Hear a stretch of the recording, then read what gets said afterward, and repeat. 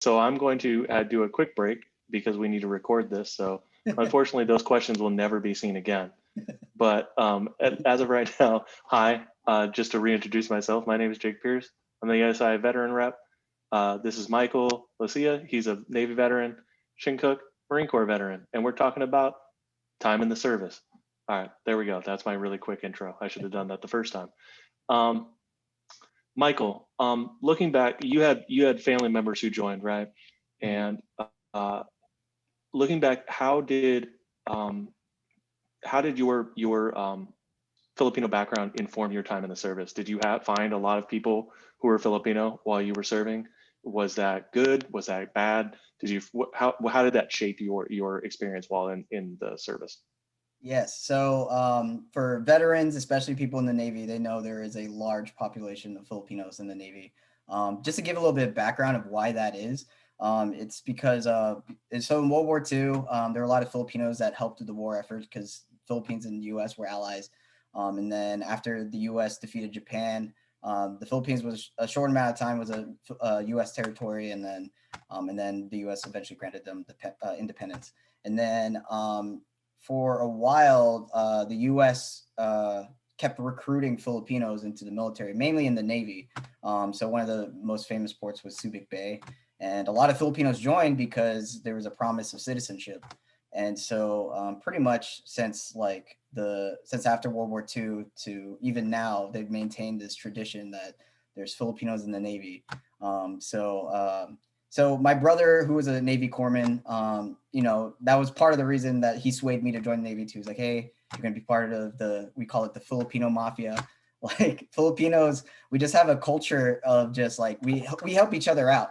Like we see each other across the room, like, oh hey, that guy's a Garcia and I'm a Lasea. Like we already know, like, that guy looks Asian, that he's probably Filipino. Like, we'll try to get the homie hookup. So yeah, I think being Filipino in the Navy definitely had its benefits. I will say that I was meritoriously promoted to E4, partly because I was Filipino. I don't want to say officially because I was Filipino, but it was a big factor because people knew who I was. There was a networking um, uh, element to the Filipino mafia, I guess you could say. So yeah, I would say it was a positive thing. As far as the negatives, so I was born in the Philippines, but I wasn't raised there. I was raised in Springfield, Missouri, middle of the map, and like we had a very tight knit Filipino community, but it was really small. But obviously, you can tell I don't really have an accent, and so when I meet other Filipinos in the Navy, they're all like from the Philippines, and they have deep accents. And when they meet me, they're like, "Oh, he's just a whitewashed Filipino. Like he's not a real Filipino." But like they don't really get to know me, and they don't know that I was born in the Philippines. Um, and like I think one of the main things is because I don't speak Tagalog, which is like the national language. But what I speak Bisaya, which is a dialect in the Philippines, because majority of my family are Bisaya. So I mean, it only made sense that I knew that language because that's what my family spoke. So yeah, like a lot of people, they just kind of a lot of the Filipinos in the Navy, they just kind of like pushed me off as like, oh, he's just a whitewashed Filipino. He's not real. But like, I mean, I eat Filipino food. I visit the Philippines every 2 years. I speak my dialect. Like, I mean, I'm like, what more Filipino do you need me to be? And so there's kind of like this whole like having to prove myself sometimes. Um, and so yeah, there were pros and cons. No, for sure. As a Navy corpsman, former Navy corpsman myself, I'm very familiar with the mafia, and it was interesting to see. Um, yeah, I remember seeing that pressure, right? To almost you almost had to prove your credentials. Right. Um, yeah, Yeah. it was very Yeah. It was interesting to like, see. oh, you're Filipino, but can you cook lumpia? And I'm like, Yeah. yes. I like growing up. Like my parents really like tried to instill the culture in me. Like we grew up in Missouri, and like we would cook lechon, which is like this whole pig, and like like super Filipino thing to do. But even though we were in Missouri and we had a small Filipino community, we still tried to make it work as much to maintain our culture. So yeah, yeah, like people will call me whitewashed, but I don't really think I was whitewashed. It's funny that Michael talks about that because I kind of had like the same type of upbringing. Like I was born in Seoul, South Korea. We immigrated when I was really young. I actually, you know, it's funny because I'm friends with Michael, but like I didn't know some of the things that he's saying right now. I got that a lot too. Like when people talk like, oh, you're from Korea. Well, why don't you have an accent? I'm like, are you serious? Like you just asked me that? Like really? What year are we in? Like, Yeah. but you know, and I didn't realize that that was like kind of like a derogatory thing or even like racist thing until like way later. But I thought that was kind of normal. Another thing is like, you know, if I growing up, it's just my parents spoke Korean in the house. Like they wanted to make sure that our language was intact because in school we'll get English. Like no matter how much we speak Korean at home, we're gonna get the language at school. So my parents instilled that, the culture. We had a huge family on my dad's side. We did like the Korean New Year, the Lunar New Year. We just did every major holiday together. So we had that culturally growing up. But another thing, it just reminded me is saying like one thing, which I'm just saying this to the audience. And I feel like if I tell you, then you all will be informed. But if anyone tells you that they're from Korea, don't ask North and South. It's just, it's such an insult. Unless you're trying to make a joke, but I don't know how you're trying to make a joke. And I know it's because people are uninformed. So it's 100% people are uninformed. Just a little history about me. My dad's mom is actually from North Korea. They used to live in North Korea. My dad was born in 1950. So my grandma was pregnant with him as he was pregnated, I guess, conceived in North Korea. And they heard about the war, like it was prevalent. So they were actually in North, and his dad, my grandpa and grandma, took their, at the time, 4 kids, and my grandma was pregnant, to south of the border, like all the way south, so they could avoid the war or whatever it was that was happening near the 38th parallel. And I'm almost a little bit offended when people ask me that, and I know I'm supposed to be patient, and I'm supposed to be understanding all of that, but like just don't ask them, because obviously I would hope that you all know the history of North Korea. Like they're not allowed out. If they are, I forget what they're called, not refugees. Is it deferred? I forget, whatever it's called.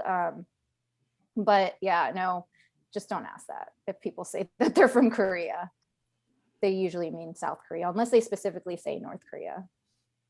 And that's, I'm assuming that it's people like me who are asking maybe the North and South Korea question. Specifically, I got it mostly in the military, believe it or not, because I grew up in Northern Virginia, in a very diverse area in Fairfax County. We're right near DC.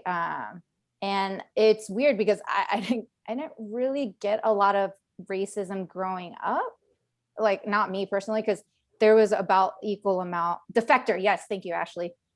That's the word, defector. But anyway, there was a lot of mixed cultures, races, all nationalities, backgrounds. But then when I went in the military, it was more like very distinct, like, oh, wow, I'm Asian and I'm Korean American, and oh, I'm not one of many women here, also Asian. Like you really get to see like what your ethnicity and background is, when I didn't really grow up like that. So I got it a lot in the military. Actually, as soon as I checked into my very first unit in Camp Pendleton, it was like, yeah, no, she's Korean. And they're like, oh, what, like North or South? And I was like, are you being ignorant or are you making a joke? Because it's not funny. So it's kind of, yeah. Yeah, I mean, I would say that feels like the Marine Corps to me. So I got it from Navy too. Okay. Hey, I didn't say anything. No, go ahead, Michael. I'm sorry. I didn't mean to. Oh no, you're good. Yeah, no, I was gonna say it was kind of like the opposite, and like where, I mean, you know, like I said, I grew up in Springfield, Missouri. I mean, like I said, we had a tight knit Filipino community, but like in my high school, I was the only Filipino, probably like one of like 15 Asians in my graduating class. You know, so when I did join the Navy, and I did get exposed to the whole mafia thing, like it was almost like I had finally like a sense of belonging a little bit, not only with just Filipinos, but like some of the Pacific Islanders too. Like I've related to a lot of like Chamorro and the Guamanian guys too, and I don't know. It was finally like I mean, obviously, I had friends from every single different race. That's the beauty of the military too. It truly is a melting pot. Like I had friends um, that came from BFE, Iowa, and like they never even heard of what a Filipino is. And like me and him, we're still like best buddies to this day. And so but yeah, I think just the main thing that I loved was like finally I would have a sense of belonging with people that look like me, and also not only that, but the camaraderie with everybody in general was a positive experience that I had. For sure. And I think, at least I don't want to speak for your experience, Michael, but at least in my experience, I had leaders, right? Both enlisted and officers who were Filipino. Was that your experience as well? Did you have a? Yeah, I had leaders, officers, and enlisted leaders that were Filipino. Most of the time, it was like my chiefs were the Filipinos, and then I mean, I would say like most of the officer corps is white, but I mean, but I saw officers of every single race when I was in. So, yeah, I saw leaders of yeah, everybody. So. No, for sure. Shin, did you have any of that same experience? I know you were a fancy dancy officer yourself, but was that something that you saw in your time in service as well? Was a lot of any Korean or Asian officers within your demographic? I'm glad you mentioned that, because as enlisted, so there's two different routes. You can be enlisted when you just go into the military, or being an officer. Most of them have the college degrees, and that's how you become an officer most of the time. I'm not saying all the time. But yeah, so when I was enlisted, since I was a truck driver, and it was truck drivers and mechanics, there was a lot of mixed races, Hispanics, whites, black, whatever, right? I was the only Asian in my unit. But I mean, it didn't bother me it never like really bothered me or anything like that. When I went to what's called a prep school before being an officer, like it's called like a prep, like for 9 weeks. And each year they, out of like 2,000 applicants, about 50 to 100, depending on what years they were picked, like get selected. And our class that year was like 105. It was like it was a big year. And I looked around the room, and I've never seen that much of a race gap difference, as far as it was 90, I want to say like 90% white. I was the only Asian female. There was 11 women. I was the only Asian, period. Like no like males, or like I was the only female. I remember distinctly there was only one other black female, and the male race was predominantly white. But as like in the Marine Corps, my direct leaders were white. I remember when I was a truck driver, there was an officer who was half Asian, and another officer who was half Korean. I remember just linking up with her. Just, they always reached out trying to support as much as they could, based on our demographic, I guess. So that's it. Not as an officer though. And I was only an officer for like 4 years, so it wasn't super long. Yeah, and being a corpsman too, like because I was exposed to the Navy side, but I was also exposed to the Marine Corps side. Like yeah, I would say like the Navy, to me, it seemed a little bit more diverse, and I'm just like kind of generalizing. And like the Marine Corps was pretty white predominant. Like my brother, he's currently a gunnery sergeant in the Marine Corps. And in his MOS, like he's probably the only Filipino, like let alone like probably the only minority almost. Like it seems like I've seen like unit pictures with him, and like he's definitely the darkest one in his unit. So yeah, like I would say like the Marine Corps, like it's pretty white, predominant, if there's any predominant minority group, it would probably be like Latino. Like there are a lot of like Mexican and El Salvadorian Marines that I knew serving with them. So yeah. No, and it's just interesting, right? Because like I know, at least in my experience, right? Like I would say 80% of the chiefs I had while I was in were Filipino, Yep. right? So it wasn't even something that I really thought about. Both of my mentors were Filipino. So it never really occurred to me. But at the same time, having this conversation, I thought it's two different experiences of you, where you had, albeit with the Marines, you had the white, the largely white infrastructure around you. Within the Navy side of it, there was still a large contingent of people that you could identify with, right? Whereas Shin, you didn't have that same experience, and I just think it's interesting that obviously, like the Asian diaspora is wide and widespread, and there's different and all that stuff. But it's interesting that you two had different experiences where Michael, it almost seemed like some of the judgment that you got from your race was from people in your own demographic, whereas Shin, people were trying to ask you North and South Korean, which I swear before you said that, I'd literally it never occurred to me to ever ask that question because it seems so offensive. It was, I like sort of gasped over here. So at least you got me on that one today. So I just, do you guys have any thoughts on how that difference influenced whether you wanted to continue your time in service, or how it influenced your time in service at all? Would you have wanted to switch places in terms of having, like Shin, would you have wished there was more people that you could have related to while you were in the service? Ever since I joined the military, I was always on my way out. I was like, this is definitely not for me. Like, I'm not going to stay in. And I just kept getting into programs, and I always had to, and when you get into programs, you have to pay back time.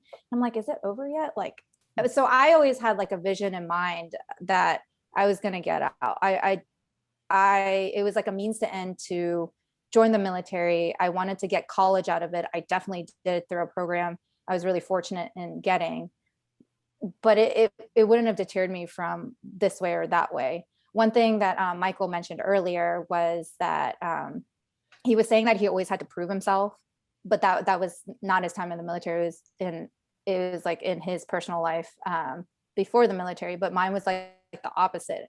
I really never had to prove myself before the military, but being a woman and also being an Asian American, and then there comes stereotypes, right?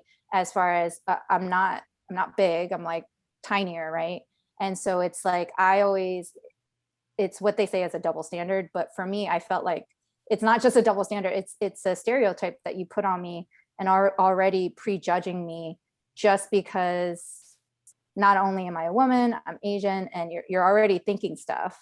So for me, it was always having to kind of deal with that.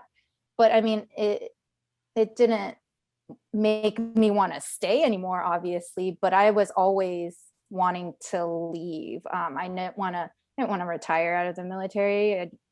No, I mean, you know me, Jake, and Michael knows me, what type of person I am. Like, I feel like some people are really surprised to see that I was ever in the military at all. Like, I have a very free flow of thinking mind. So yeah.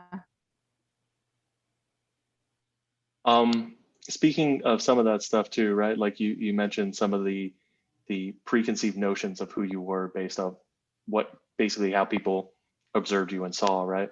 Was that I don't want to call that, like, you can call it if you want, but like, was there any sort of discrimination that you faced or anything like that while you were in, like stuff like that? I mean, obviously, like, I mean, I know that's a dumb question, but like, I'm hoping that maybe you can expound on that a little bit more. Oh, no, it's not a dumb question. I think it's a fair question to ask because people don't know, especially if you're not in the military and you've only talked to a certain, I would say a few people, and that's all you hear. If you're a woman, you're going to get discriminated against. Plain and simple. I don't care what they say about the military. Now, I still have friends who are in the military. They still have to deal with it. And I definitely got it. I didn't get more of like the race card as much, more than the gender card. which I know they're not cards, but that's the best way I can describe it. I definitely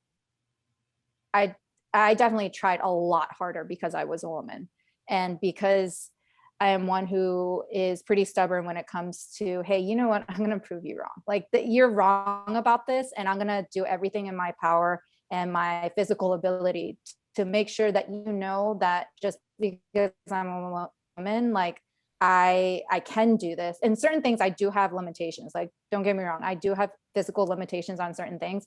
But as far as other physical, like physical fitness things and stuff like that, like I tried really hard, and probably more than I would have if that discrimination wasn't there. So yeah, in turn, I guess it made me work harder. I don't know if that was right or wrong. But I feel like I do that even today. You know, if someone's going to say that I can't do something just because of my race or gender, trust me, I'm going to prove you wrong. And then Michael, did you have any, like you came from a more, a larger community within the Navy corpsman community, right? But at the same time, did that make people, you said earlier that you may have been meritoriously promoted because of the mafia, right? But did that, did you find people to sometimes discount your accomplishments that were real because they sometimes looked at you as mafia, like they hooked you up or blah blah? Like, did you experience anything like that, or did you experience anything different? Oh yeah, absolutely. Like, I would say, like, you know, like there's some people who would say like, oh, there's no racism in the military. And, you know, like I said, like, I did have the positive experience of, like, you know, the people who had never met a Filipino, and then now they met a Filipino, and, like, you know, they start to get rid of their implicit bias about certain races because of their exposure. But is racism still exists in the military? Absolutely. Um, I would say, like, specific to like me getting promoted. People did, like, you know, they were like, oh well, you know, he just got the homie hookup because Chief is Filipino and he's Filipino. And but could that have been part of it? Sure. But did I also work my ass off to get promoted? Absolutely. And so like what I did was, like, you know, if people didn't think I worked hard, I just worked harder. And so, like, my main thing when after I left my tour with the Marines, I went back to shore duty at the clinic at Miramar. And so when you're on shore duty, it's a little bit slower, so I had time to focus on school.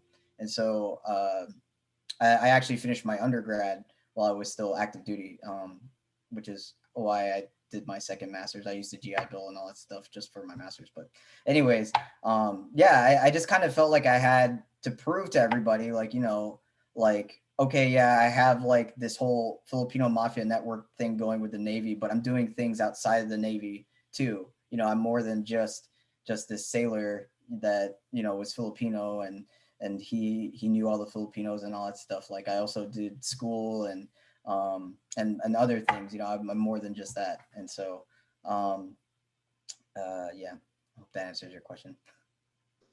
No, that was excellent. I guess one place I want to take it, I'm kind of freestyling this question, so forgive me if it is a little long. I wonder if Away. I wonder if some of the discrimination that you experienced while you were in the service, do you think some of that same discrimination is what's causing some of the anti-Asian violence that's happening currently? Do you think that some of that correlates at all? Do you think it's different? You can take that question however you want. Whichever, I'll let which one, either one of you pick who starts on that random question. I could start. So, like, I think this whole Asian hate thing that's kind of going on, that's being on the media right now, I think I really don't know what most of those racist like motivations are stemming from. I think it's mainly because there's this stereotype that Asians are weaker. And so I think maybe people just see us as easy targets, like, stereotypically. And I don't know if you noticed, but a lot of these hate crimes against Asians are against older Asians. And so I I think there's just this stereotype that like we're easily dominated, and I think it's part of our culture too. A lot of Asian cultures kind of have this culture of being submissive. I know like me growing up, like it was very like stereotypical Asian culture where I had to get A's and everything. I had to work hard all the time. I can't ever talk back to my parents. Like it was a really strict household, and so um, and like that's kind of like how my parents viewed success was like, you know, if you just stay quiet and you just work hard, the success will come, and like don't ever try to like talk back to people. And so I think that may be where some of this Asian hate stems from, is because these people are already hateful people, but they see our race as like the easy target. Yeah. Yeah, and I agree with him as far as where it stems from. I don't think it really. I think you were trying to ask if it like what the discrimination that we got in the military, does it like kind of relate to what's going on right now? I think that's It kind was of it what was you. more just like, do you think there's any correlation? I didn't know. I kind of It just like wanted the, to tie yeah, it. yeah, yeah. Yeah. And like for me, I think what Michael was saying, like we're we're brought up to be submissive and, you know, just be quiet and bow down, but Shin's a little different. So but no, I like but when it comes to things like that, like obviously I was completely silent when people at school would be like, oh, but you're Asian, you're supposed to get A's. I did not take that as a racist remark at all. I only know that now it's a racist remark. You're totally profiling me and you're totally being stereotypical. Like, or, you know, I'm an Asian woman and I was a truck driver. So the jokes probably, or that I did get in the military was, do you even know how to drive well? Like that was racist, but I took that as a joke and I laughed it off. So, I mean, I don't think it directly correlates to the Asian hate crimes that are happening right now, which, because I have a platform right now, I want to say right now that it's not about white supremacy, but it has to do with something way worse. That what Michael was saying, like they're targeting the vulnerable because there's a misconception of Asians being, you know, they'll just be quiet and they're easy targets. And it's the elderly that they're attacking, like parents my age. And that makes me really sad. And I feel like that's why I'm like speaking out a little bit more about the racism, or a lot more, I should say. So Yeah, I wanted to add on to like, so there's like a lot of Asians especially are familiar with the model minority myth. Like we're supposed to be, you know, like Shin said, like super successful. We just get straight A's all the time. And you know, growing up, when I told my parents I was joining the military, or I told my friends, they were like, "Why? You like you're successful in school?" Like even my teachers would ask me, "Why are you doing this? Like you." I actually had a full ride scholarship to Missouri State just for my ACT scores, and I wanted to do it because like I felt like, you know, I don't know, I almost felt like I kind of had the silver spoon fed to me a little bit. Like my parents worked so hard to get to this country, and I felt like I needed to make my own path. My brothers were saying too, they were really good and successful in high school. They were in like what's it called, IB program, International Baccalaureate or whatever, for the nerds. And so like but they joined the military too. I maybe it was because part of because like we grew up in Missouri and we just wanted to get out of Missouri at all costs. Or I think it was like I said, like for me personally, it was just I wanted to pave my own path, and not have to like, you know, like, oh, like my parents, they raised me and all this stuff. Like I wanted to kind of start from the bottom. That's why I enlisted as opposed to getting a commission first. Um, yeah, I got a lot of criticism for joining the military, just because of like, you know, everyone expected me to just do well academically and become a doctor or something. But yeah, I just wanted to again, I guess it just kind of goes back to my whole like trying to prove myself. You know, I didn't want anyone to question like, oh, you know, it was handed to you, like so yeah. No, and that's fascinating too, right? Because like honestly, like when both of you said that you think it's a people see Asian cultures as being submissive, right? And they're also going after older people, right? They're not going after you, Michael, or you, Shin. at least that I know I of. dare If them. they I are, dare please, them. yeah, please I do. dare them. I, Oh my but like gosh. they don't do that. They go after the elderly. It's not something that ever, now that you say it, of course, like every time I read something about it, it's like a 75-year-old woman or man.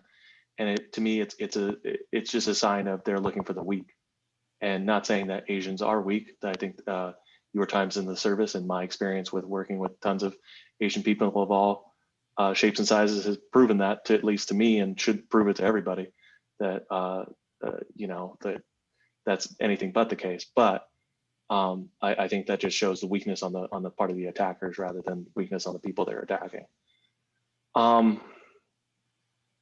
What lessons did you learn from your time in the service, Shin, that you've continued to apply in your life, your community, whether that's your demographic community or the college campus? What did you learn in the service that you continue to use besides truck driving? Besides what? I didn't get that. Besides the truck driving. Oh, besides truck driving. Yeah. No, I'm actually a really good driver. People are really surprised when I say that.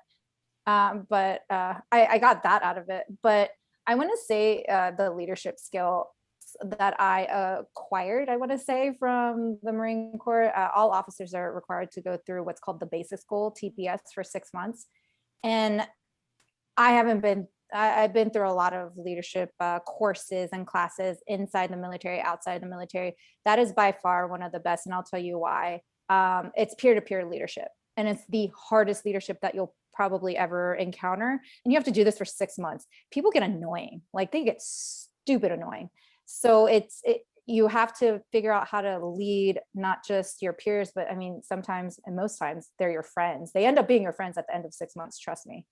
But I've carried that on as far as my 360 type of evaluation deal that I learned in the military and then outside, meaning you not just ask your superiors what are your good qualities, stuff that you need to work on and all that stuff, but you also ask your subordinates, you also ask your peers, you ask people that you work with that aren't directly related to your actual, like, let's say, evaluation or whatnot. And I'm translating a lot from the military lingo too, so everybody kind of understands. So that's kind of one of the biggest takeaways that I learned in the military. Coming out was just like that huge leadership skill. I'll never be able to get that ever again. And I'm actually really grateful that I was able to go through something like that. Because who in the civilian world will eat, sleep, and like pray for 6 months and be with their 300 other peers for that long just for leadership? Like, the whole point of that whole course, although it's basic officer course, 100% based on leadership, 100%. How about you, Michael? Do you have anything that you still use besides some of the lingo that you use? You saying "homie hookup" has just warmed my heart every time you say it today. So, is there anything else that you keep from your time in the service that you still use in your life, your community, anything like that? Sure. Yeah. I would definitely agree with Shin 100%. I would say like most of my leadership skills definitely stem from the military. I think prior to me joining the Navy, I was pretty, I don't want to say I was like shy, but like there were times where I wouldn't stand up for myself. And I think like the military kind of toughened me up to be able to stand up for myself. Mainly not only for myself, but for my guys, especially like, when I became a petty officer, and I was in charge of sailors, like, I think that's when I really found my courage, is because like whenever I was standing up for myself, like, I have like this humble personality where it's like, oh, it's just me. Like, I don't really care, like, what happens. But like when it concerns my guys, like I 100% advocated for them, like as much as I could. And so I think like the military definitely taught me that, like, one of the biggest leadership quotes that I always keep with me from the military is like, you take care of your guys and they'll take care of you. And I mean, it's such a simple thing, but the military definitely taught me that. And of course, like also another thing I learned in the military is like my attention to detail. And like sometimes like my obsession with getting the mission done almost to a fault, because like like I mean, you hear about people having PTSD and anxiety from the military. I mean, like I definitely have anxiety too, like when it comes to like getting stuff done at work. And so it's a good thing that I learned from the military, but also a bad thing. So yeah. No, as someone with anxiety as well, I feel your pain. Did you?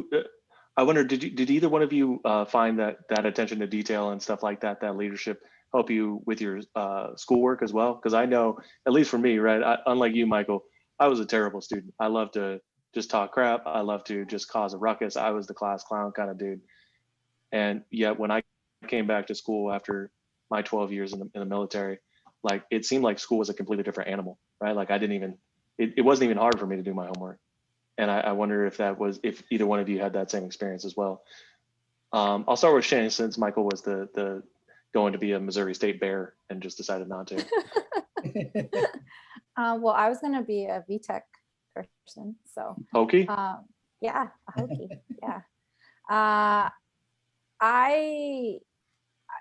was active duty while I went to Cal State San Marcos. And so my situation was a little bit different, but I actually had to almost learn how to not be military anymore when I went to school. So I'll give you an example. One of my lower division classes, I mean, like nobody cares. Everybody talks over the professor, whatever. It's like a lower division B class or whatever it is. And I remember going to this class, it's like twice a week. It was like a science class. It used to be like downstairs in the library. Don't ask me how I remember these things. I just do. So I just remember this class was always rowdy, and it was a Swedish like science teacher or whatever. And he had like a very like soft voice, but he was super nice, right? Never spoke like above the level of probably, if it was like 1 through 10 and I'm like 7, he's like 4 or something, right? The voice level. And I remember like halfway through the semester, I was just upset that they were not respecting him at all. And mind you, this is like, like 17, 18-year-olds, like maybe 19, 20, right? Although I'm like, 4 years above them, like I've been through a couple deployments. I went through a lot of stuff. So I'm like, man, respect your professor, right? So I yelled just a little bit. And I was like, hey, like really loud. I didn't say hey. I definitely, and everybody stopped. And then I was almost like embarrassed because I didn't want to turn around, because of course I sat in the front too. And I was like, oh man, what did I just do? And then they didn't say anything for the rest of class. And the professor was like, oh, thank you. And then he just kept his like monotone, like level 4 type of voice. And it was hard for me at first. It just, I didn't understand that concept. But after like a semester, I learned like kind of the groove of it, because although you're active duty, your main job is to get your degree, right? And then so you can become an officer. So that my situation was different. Like I wasn't completely civilian yet, but we all know I was probably always civilian since then. So yeah. How about you, Michael? Did you have anything that you took from your time in the service that brought you to, that you continue to use since you're going for like your 8th master's at this point? My second, but anyway, like yeah, I would say so. So like I mean, like I said, growing up, I was a good student, but I didn't take school seriously. I just saw it as I'm getting A's to appease my parents, and that's it. But after the military, I think I'm still a funny guy. You can ask Shin. Like I never, I don't take things seriously a lot. But like when it comes to school, though, I take things like really serious, like 0 to 100 real quick sometimes. And like before, so yeah, I had that scholarship at Missouri State. I went for 1 semester just because I was in delayed entry program, which means like you don't leave for boot camp for like an extended period of time. I was in delayed entry program for a year, and I was like, well, I'm not going to sit here and not do anything. So I did a semester at Missouri State. And at the time, I was just straight out of high school. I was just like every other college kid, like Shin said, like I was disrespectful and like talked in class. I mean, I still did well in class. It was you I yelled at. It was you. Yes, exactly.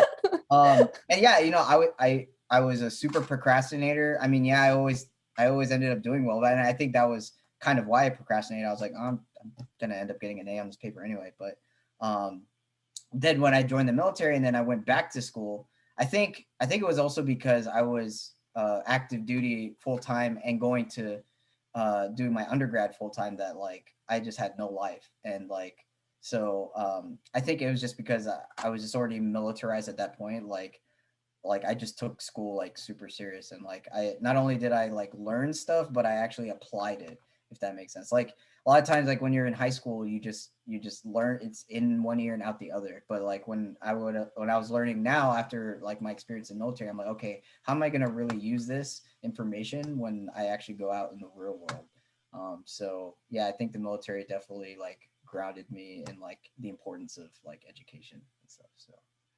No, I want to Davey? agree with what, oh, sorry. No, go ahead. I was Yeah. just gonna make a joke. Go ahead, Jen. I was, I wanted to agree with him and also give credit to the military, because there is no way, although I was a good-ish student, I don't think I would have survived my first semester in college had I gone out right out of high school.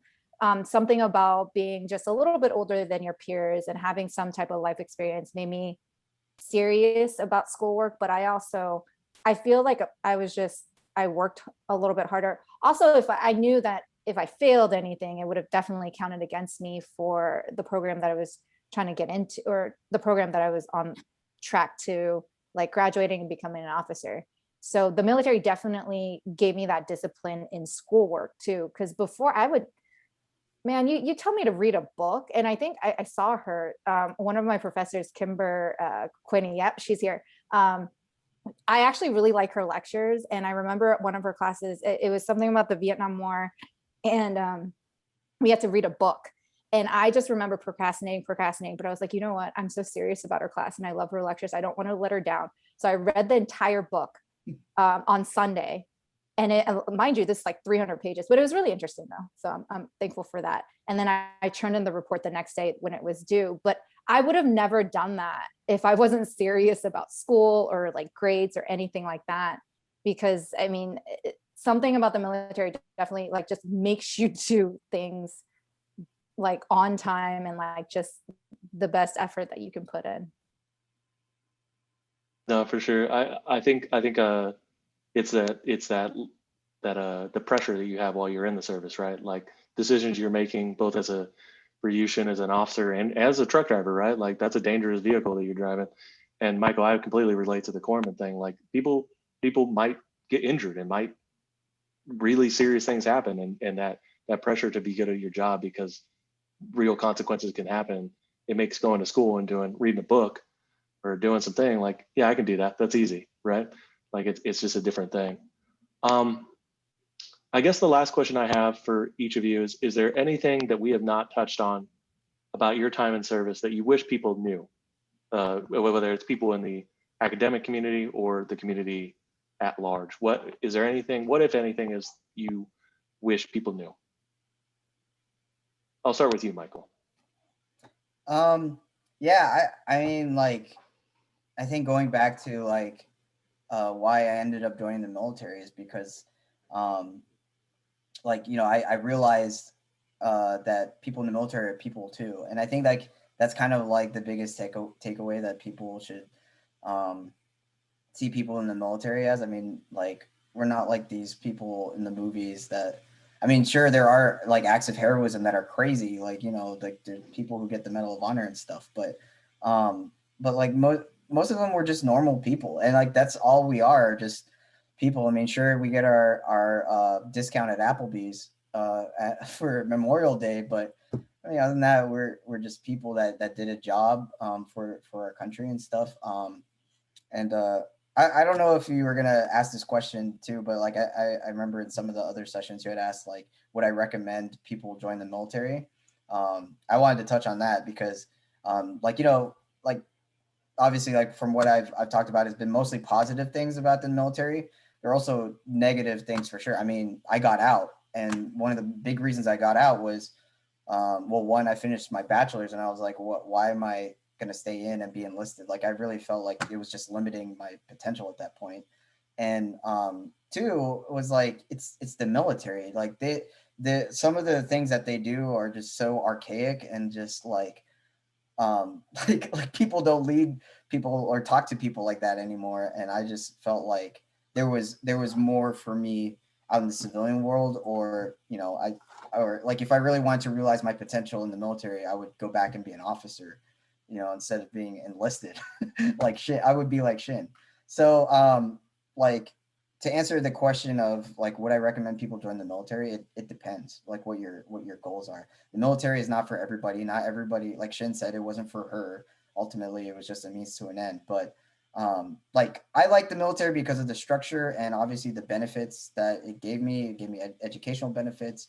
The GI Bill has been awesome. It paid for both of my master's degrees, and the VA home loan bought me my house. I mean, like there were a lot of benefits to it, but I mean, like what did I sacrifice? I have physical disabilities. My knees suck. Like I feel like I'm 50 years old when I'm like about to turn 30. Like so it really depends. I don't recommend the military for everybody, but it definitely has its pros for sure. Shin, anything else you want to add? You always have something to add. So I don't know what people wouldn't know. I say, the military doesn't come in all shapes. Like we do come in all shapes, sizes, colors, genders. One thing that I get often is, oh wait, you were in the military. So I just lie about it. I'm just like, no, I wasn't. Whatever. Like veteran services, like students will come up and I'll go on record on saying this. Like, I'm like, what? I was a veteran. What? I don't know. Cause it's like, well, who cares? Like if I do the job well, like, does it really matter that I was a veteran? And maybe I have a personal bias against that because I feel like maybe people discriminate against me, knowing that like whether I've been to war or not, whether I've held a gun or not, whether, I don't know whether I have PTSD or not. Like maybe I have that type of like misperception of others judging me. So that's maybe why I don't say it. Or maybe I don't say it just as a joke. That could be it too. But that's one thing I guess what people don't know is we're all different and we're super diverse, what Michael was saying earlier. As far as like who we are, where we came from. Like I had no idea Michael was born in another country either. Like he and I were both born in another country, immigrated, but like I feel like we're doing well. And yeah, like I think Michael touched on this, but would I recommend anyone going to the military? I've actually had this discussion with a couple students at Cal State San Marcos, and if they want to do it, I want them to do it because of course they should experience it, because after 4 years you can get out. Like 4 years is nothing compared to like if you're going to give your whole life. Like obviously I'm not going to do 20 years, but good on those people who did like 30 plus. But for me, it's like I went into the Marine Corps not knowing what the Marine Corps was, and I feel like I came out pretty okay, and I've learned so many good things from it. But what Michael was saying, like go officer. Trust me. But if you want to do enlisted, go for it, figure it out, be you. awesome. Well, on that note of be you, we're gonna go ahead and wrap up. Yeah, go off. Yeah, I'll just echo that as well. Go officer. Like please don't go enlisted. I did 12 and a half years. I can't feel my legs half the time. So like, yeah, don't beat your body up like that. With that all being said, this has been the last edition of Veteran Voices. I want to thank Michael. I want to thank Shin for participating in this event. I want to thank Shin and Ashley Fennell and Kenny Tran and Jose Lopez for helping me along the way throughout this year with everything that's been going on. Trust me when I tell you, they've done 80% of the work and I've just kind of been coming up and filling in the back end. This has been something that was my brainchild over the summer, but it wouldn't have been possible without the support of both just everyone in the community here at Cal State San Marcos. So I just want to say thank you so much. Thank you so much for coming today. Thank you so much to everybody who's come throughout the year. It's really meant a lot. And I hope you guys have, I hope you all have a wonderful summer and get A's on all your grades. Thank you so I'm much. gonna leave Oh, it go with ahead, parting Shannon. music. No, Oh, parting please music. do, please do. Hey, Michael, can you stay on and we can take a picture? So, you know, I